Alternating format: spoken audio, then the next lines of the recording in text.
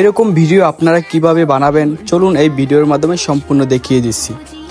তো প্রথমে আপনারা টিকটকে সার্চ বারে সার্চ করে দিবেন হাগ মি ফিল্টার। তো আমি সার্চ করে দিব।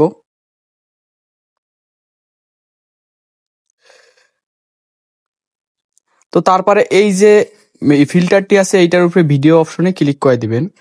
তারপরে এখানে দেখবেন ফটো অপশন, এখানে ক্লিক করে আপনি যে ফটোটা দিয়ে ভিডিওটি বানাতে চান আপনি সেই ফটোটি সিলেক্ট করে দিবেন। তো আমি এখান থেকে একটা ফটো নিব। তো তারপর দেখবেন অটোমেটিক জেনারেট হয়ে গেছে। তারপরে এখানে কন্টিনিউ টু ডিফল্ট এখানে ক্লিক করে দিবেন। এখানে ক্লিক করে দেওয়ার পর আপনার ডিফল্টে চলে যাবেন।